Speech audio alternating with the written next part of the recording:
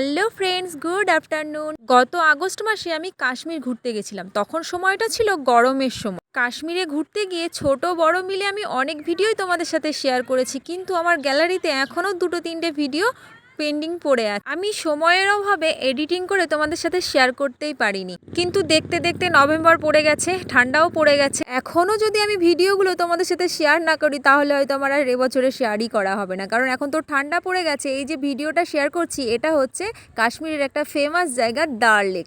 এই ডাল লেকে এখন গেলে বরফ দেখতে পাওয়া যাবে। আমি যখন গেছিলাম তখন বেশ গরম ছিল, তাই বরফ ছিল না, শুধুই জল ছিল। কাশ্মীরে বেশিরভাগ মানুষজন ঘুরতে যায় বরফ দেখার লোভে আর লাল লাল আপেল দেখার লোভে, কিন্তু আমি যখন গেছিলাম সবুজ আপেল দেখেছিলাম আর বরফ দেখতে পাইনি।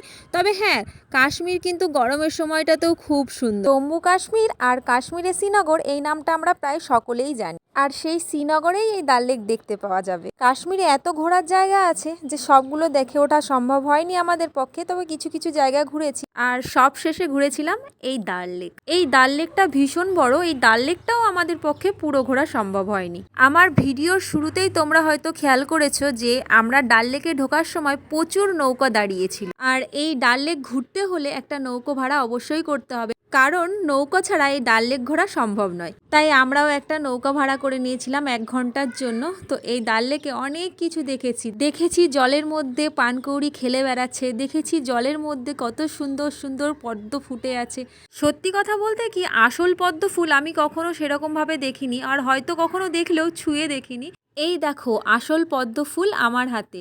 আমাদের নৌকোটা যিনি চালাচ্ছিলেন উনি একটা পদ্ম তুলে আমাকে দিল এবং বলল আমার মেয়ের কানে লাগিয়ে দিতে। এই যে দেখছো ডাল লেকের উপরে এই সুন্দর সুন্দর ঘরগুলো, এগুলো এক একটা হোটেল, আর এই ডাল লেকের উপরে এই বাজার, আর নৌকোর মধ্যেই দেখো দোকান বসিয়ে এরা নৌকো চালিয়ে চালিয়ে জিনিস বিক্রি করছে। এই ডাল লেকের উপরে যে মার্কেটটার নামটা ঠিক আমার মনে নেই, হয়তো মিনা বাজার এরকম কিছু একটা নাম হয়তো। এখানে দোকান পাশার ছাড়াও এই যে নৌকোয় করে জিনিসপত্র বিক্রি করে বেড়াচ্ছে, সাজ পোশাক খাবার দাবার সবকিছুই এই নৌকো করে বিক্রি হচ্ছে। এই দেখো এটা হচ্ছে ফ্রুটসের একটা নৌকা, তবে এগুলোই দেখার মতো এই ডাল লেকে। আমরা ডাল লেকে বেশিক্ষণ সময় দিতে পারিনি, আমাদেরকে বেরিয়ে আসতে হয়েছিল, তাই ডাল লেকের ভিডিওটা খুবই ছোট হলো। কিন্তু এই শ্রীনগরের আরেকটা জিনিস তোমাদের সাথে শেয়ার করতে চাই, সেটা হচ্ছে যে রাস্তার পাশ দিয়ে সবুজ সবুজ মাঠ দেখতে পাচ্ছ, এই মাঠে এগুলো ধান চাষ করা হয়েছে, আর এগুলো হচ্ছে সবই বাসমতি, আর এখানেই একমাত্র এই বাসমতি ধানের চাষ ভালো হয়।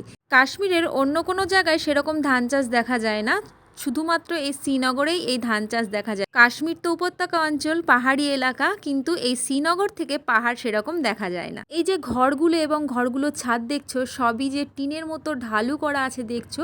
হ্যাঁ, কাশ্মীরে প্রত্যেকটা বাড়ি ঘরই এরকম ঢালু, কারণ এখানে যখন বরফ পড়ে তখন এই ছাদের উপরে হয়তো বরফ দাঁড়াতে পারে না, নিচে খসে পড়ে। ঠান্ডার জায়গায় ঠান্ডার সময় সবাই যায় দেখতে ঘুরতে, কিন্তু আমি গেছিলাম গরমের সময়, আর গরমের সময় ডাল লেক কেমন হয় সেটা তোমাদের সাথে শেয়ার করলাম। তোমরা অনেক ভিডিওতেই দেখতে পাবে যে ঠান্ডার সময় ডাল লেক কেমন হয়, কিন্তু গরমের ভিডিও খুব কমই পাবে। আমার ভিডিওটা তোমাদের কেমন লাগলো অবশ্যই কমেন্ট করে জানিও। পরের ভিডিওতে তোমাদের সঙ্গে পাতনি টপ শেয়ার করছি।